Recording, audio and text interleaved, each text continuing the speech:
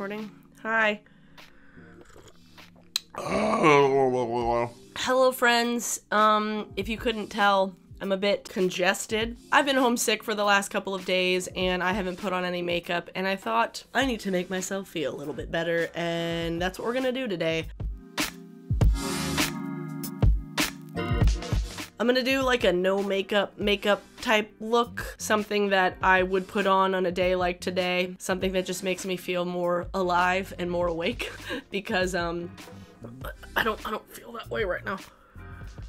I've got hot water, lemon, a lot of honey, and throat coat tea in here. It's quite nice. We're just gonna get ready and have like a chill kind of chat. There's been so many things that I've wanted to talk about that have like nowhere else that fit on my channel, so that's what we're gonna do today. We're gonna talk about some weird shit that I've had feelings about the last few days. I moisturized earlier, but I've been blowing my nose a lot, so I need to re-moisturize at least the center of my face. So I'm taking the lavender water and glycerin from Heritage Store. Oh, it feels so good! I like using that during the day instead of the aroma water from Lush because it has that glycerin in it, so it just has an extra pep. Re-moisturize the middle center of my face. So what are we gonna talk about today? Let's just start with my base, because I need something to start with. I need something to focus on, you know? If you guys did not see, I was part of the Half Cousins podcast on Sunday for at least part of the time. Not the whole time, because then I had to leave and I didn't come back in time. So my friends and I did a Never Have I Ever drinking game. Never will we ever do that again. It was well, that's a lot. Probably that's as much as I need on my entire face. Shows how much I pay attention to squeezing this out of a tube. This is the Bare Minerals Complexion Rescue Tinted Hydrating Gel thing. Look like the peanut butter baby. Does that feel good? Ah. Does it feel good? Ah. There's just been so much shit that's happened on the internet lately that I just don't even know where to start. This whole fucking college scam thing is mind-bogglingly ridiculous. I probably should have gotten a towel to wipe my hands off on. I have toilet paper, that'll work. I'm sure you guys have heard all about this scandal by now, like the bunch of rich Hollywood people bought their kids' way into college, which is so Hollywood, right? And one of them is actually a YouTuber, Olivia Jade, who like didn't even want to go to college, which is just like, what the fuck. But reading more into this, I found out that some of the people who were kind of getting coached to get accepted to these like prestigious schools were told to like talk to their like counselor and like basically get a doctor's note, if you will, to get special treatment on their SATs, so that they were faking having a disability, a learning disability, to get like more time on their SATs and to get like proctors to fix their scores. What? Like, obviously it's fucking stupid that Aunt Becky's daughter didn't even want to go to school, took a place on a sports team, on a collegiate sports team that apparently is probably very difficult to get into because it's USC, and she just wanted it for like the hashtag college life. And I'm like, wow, that's what we've gotten ourselves to.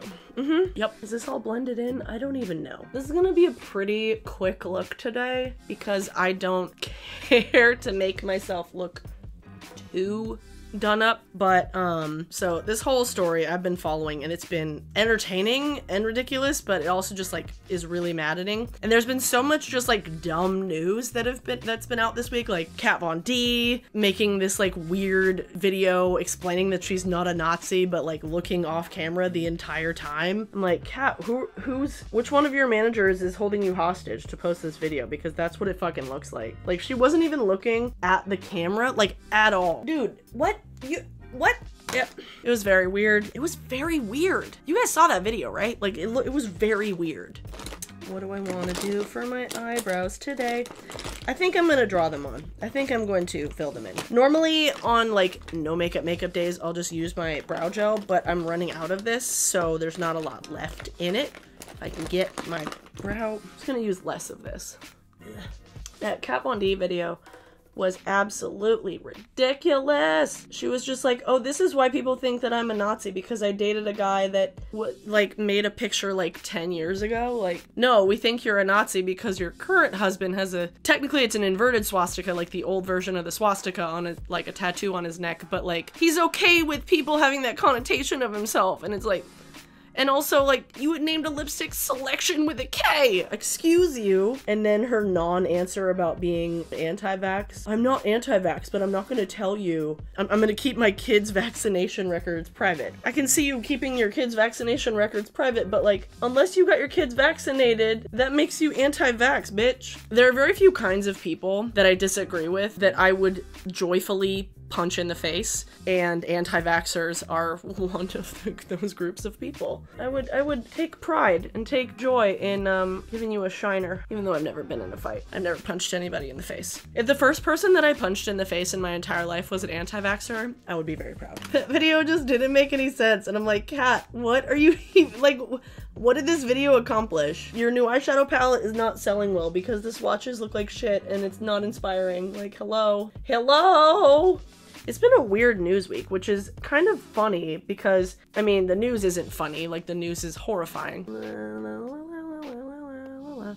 And it's ironic because last weekend I went and I judged at the WJEA state conference, and Washington Journalism Education Association, they hold yearly conferences in the state, and then the JEA has state or national conferences. And so it's student journalists come in, they all like convene at one school, and they have a competition. They have writers, photographers, designers, what have you, cartoonists. People come in and compete, and then they're given awards at the end of the day. And then there's also little workshops that you get to go to with different schools. And I've judged the photography category the last like 5 years, and I did it this last weekend, and it was a great time. Like, I love doing it because it's so cool getting to like work with young people, like work with high school students who are doing what I was doing when I was in high school. Like, getting to pass on like knowledge is such a cool experience. So there were only like 8 kids there,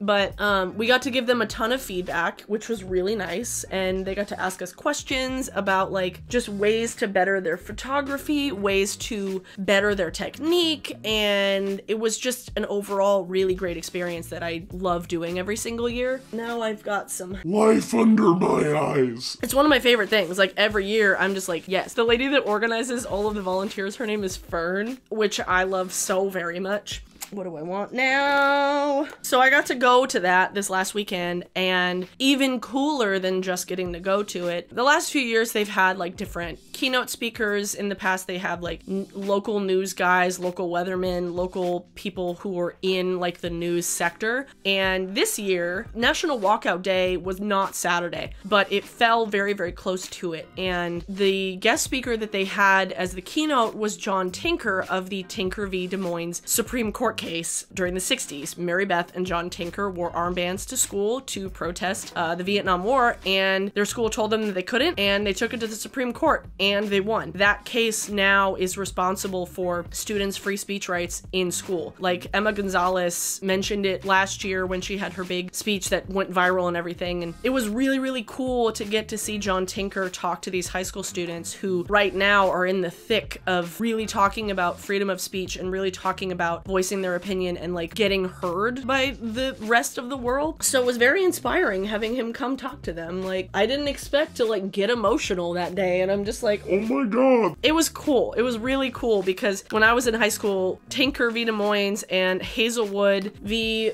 oh fuck, what was Hazelwood?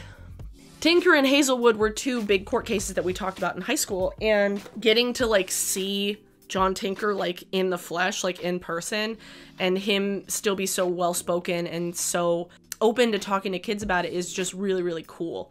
If you guys have never heard of that case, I highly recommend looking up the story. Mary Beth and John Tinker were students in the 60s, so just look up Tinker v. Des Moines and there's a plethora of information. Like, it's a landmark case in the Supreme Court.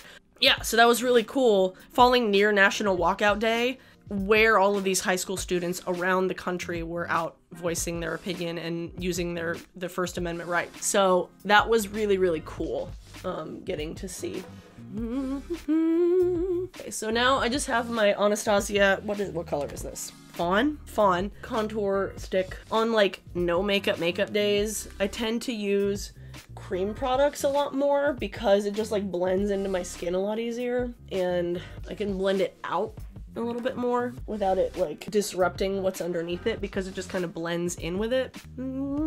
I also tend to do like more of a bronze look on no makeup days because I tend to just look healthier that way. Let's see, what do I want to do now? What else do I want to talk about? I feel like there's so many things that I wanted to talk about, but I don't even know. There's like controversial things that I would talk about, but I really don't feel like having a barrage of hatred on the video that I'm posting today, specifically about a particular very powerful YouTuber who has a particularly not great audience sometimes, and who everybody wants people to subscribe to. But I don't want to get into that because today's not that day. I will be filming a follow-up to my like Amazon video, like why I don't shop on Amazon video, just talking about things I just don't spend my money on in general. I'm going to be doing a follow-up to that at some point because I feel like that there's a lot I could talk about and a lot that I didn't even get to touch on in that video. So that'll be coming at some point when my voice is back to its full power. I'm just priming my eyes a little bit. So my eyeshadow, which is just going to be my bronzer, I'm using the last bit of my Too Faced Milk Chocolate Soleil bronzer. I love on no makeup days, natural makeup days, just using my bronzer as an eyeshadow because it just makes everything look harmonious? Not homogeneous. I mean, I guess homogeneous works. A little bit under the eye.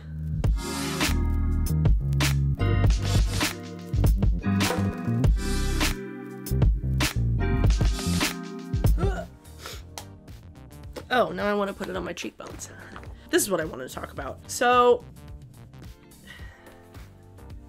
our local news channels here in Seattle, we have 4 main ones. We have Como 4, which is an ABC affiliate owned by Sinclair. We have King 5, which is an NBC affiliate. And then we have Cairo 7, which is a CBS affiliate. And then we have Fox 13, which obviously Fox affiliate. Como is owned by Sinclair, like I said, and they released this hour-long documentary the other day about the homelessness crisis in Seattle and in Washington State. And it was disgusting. I saw somebody share it on Facebook. Let me find my blush. Matte Blush Baby, because I'm still trying to pan this thing. My brain is still... I have Sudafed. I'm currently on Sudafed right now. So like, if this video was incoherent, blame the drugs. They released this video about the homelessness and drug crisis, and it was an hour long, and it was called Seattle is Dying. And it's a gross piece of journalism. Oh my god, so disgusting. I saw it and I couldn't get more than like 20 minutes into it without like turning it off. Like I skimmed through the rest to like see who else they interviewed, and thankfully there was like a brave soul on Twitter that watched the whole thing, and basically the whole video is like essentially equating homelessness 100% to like drug use, like drug addiction, and then like demonizing those people. There's like a scene in it that cuts from like a super epic drone shot of like trash-filled homeless camps to like a clearly unstable individual having an episode on the street screaming at nothing with his pants down with like scary music and voice over the top. And I was just like, this is the most disgusting thing. Holy fuck. I saw it and I went and I read the comments and I was like, this was a bad idea. Why did I read the comments? Why did I read the comments? Because they were horrible. I kept thinking, I was like, wait a minute, is Seattle so divided right now that like you have one portion of the people looking at this and being like, yeah, Como, like fucking drug addicts like ruin our city, like fuck. And then the other half is like, wow, your Sinclair is showing Como. And it was so gross Like, it was so very gross. If you want to go watch it, I will leave a link below, but proceed with caution if anything like that triggers you. There was a guy that did a study that showed like 100 repeat offenders, like people who had been booked into the system multiple times over a certain number of years, and 100% of them had addiction somehow, like drug dependency. 100% of them were homeless, and like 40-ish% of them, a little less than half, had like been clinically diagnosed with some sort of mental health issue. And the entire thing spoke to one person of color, to 3 women in an entire hour, and nobody who actually worked with people experiencing homelessness, no actual like people who work with the homeless. And they showed all these like horrible examples of folks who end up on the street, and they didn't talk at all. They didn't equate any of this to like the housing market and the housing crisis and the housing boom. And it's like, you can't make this thing without explaining this other thing. And it was like they kept trying to say that drug addiction causes homelessness when it's not always the case. And sometimes people who suffer with addiction have a home, and then when they lose a job because the housing prices are so high, if they lose a job, they're almost immediately homeless because they don't have enough money saved up to pay for next month's rent. So it's like, it used to be where somebody who even struggled with addiction would still have a roof over their head, and they might be able to like get themselves out of a hole. Now they can't do that. And so you have all these people who suffer with one thing and then immediately get thrown out on the street, and then it just like spirals into something even worse. And so it's like, Como, what the fuck were you even trying to do with this fucking special? And it was so frustrating, like, watching this. I was glad that I was able to find people on Twitter that agreed with me and were like, oh yeah, no, this is gross. This is like a fucking like scare piece. Literally, it was drone footage and scary music and a voiceover, and it's just like, people are embarrassed about the city, and it's like, whatever happened to Seattle? Like, our city is dying. Like, look at this wretched soul. Fuck you, Como. Fuck you. Where I work, we have a fair share of folks that end up walking into our business who are homeless and who maybe struggle with some form of addiction or another. And that's just because of the neighborhood that we're in, and we're by a bus stop. So I see people all the time outside my work. And so like, just seeing these folks who are human beings being made out to be just like, oh my God, this like wretched soul, like how could this life be worth living? How do we help them? Meanwhile, making them out to like, making all homeless people to be like fucking lunatics. It's like, no, that is not the entire homeless population in the city of Seattle. Like, are you kidding me? I might have put on a little bit more highlighter than I needed to, but oh well. I can always use more highlighter, am I right? I do need to put a little bit of highlight in the middle of my eye. I'm gonna use Cube from the Subculture palette because I love it. You still filming? You still recording? So yeah, that thing really pissed me off and I needed to vent about it. And it was very apt timing after I went to this journalism thing, because it's like, you have all these students who are like really stoked about getting into the news and journalism, and it's like, this is a weird time for journalism in general. Like, when I was in high school and when I was doing high school journalism, that was kind of like at the end of like the newspaper era. Now all these newspapers and magazines are shutting down, and it's just like really fucking sad. But we still had some semblance of that when I started. Now students in high school journalism, they don't have any of that. Like, they started post newspaper. They started in the internet sphere. It's just weird. And where's my mascara? And it was weird timing with all of that, where I like got to go be really inspired by like high school students, and then see the fucking news that we actually have on our television make a fear-mongering hour-long piece making all homeless people look like violent, drug-addicted criminals, when that's not the case.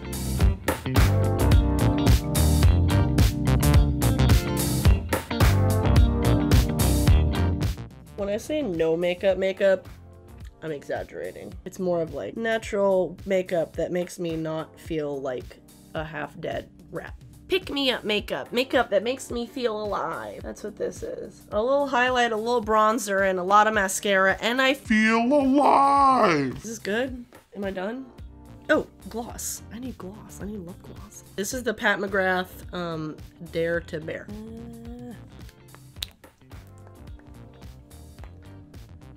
So this is my natural look, if you will. As natural as I get on a day when I actually want to put makeup on. I don't know what this video was or what my goal was. It was mainly just like, let's chat about things that have been really annoying while I put makeup on my face to feel more alive. That'd be a really, really long title, to say the least. Yeah. So I hope you guys enjoyed this video. I'm gonna film another one so I can get at least a couple recorded before my voice completely goes. My nose is fine, but my voice is on its way out.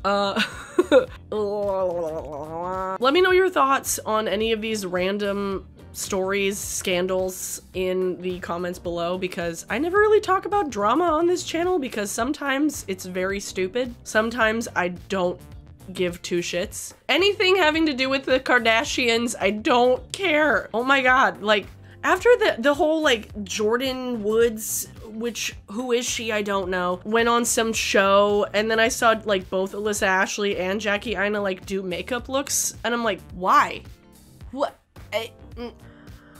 Don't know, don't care. But for today's song of the day, I actually have one I'm very, very excited about. I'm so fucking excited about this one. Oh my god. Today's song of the day is one I have been waiting for to be released for over a year at this point. If you guys have been following me for a while, you would know about Ravenna Woods. They're some friends of mine, they're some pals. I love them a lot, and like as people, also as a band. But they have a new song out called Once for the Lockhearts, a new video, and it's really good. Chris made it. It's really dark. It's a very good representation of like the shit that he does. The music video is premiering on Alt Press today, which is like super cool. So go check it out in the description. The video link is there. And I guess when they release it as a single, like officially, or on Apple Music, all the proceeds are going to the, let me see if I can find it, American Foundation for Suicide Prevention. So they're donating all of the song's proceeds to that. So if you guys want to buy it, that's where the money is going to go to. Yeah, Ravenna Woods is back with new music, and I'm so excited because they're like the first band, musicians, Seattle people that accepted me into their friend group as just like a photographer who went to a lot of their shows. So I love them for that. Definitely the new song and the new video are awesome. You should watch it and listen to the song. It's so good. It's so good. Ugh. I don't know. I should go spray my face and get some fresh air before I finish the next video because this room got very hot all of a sudden. So, yeah. I hope you enjoyed this, and I'll see you guys in my next video. Bye!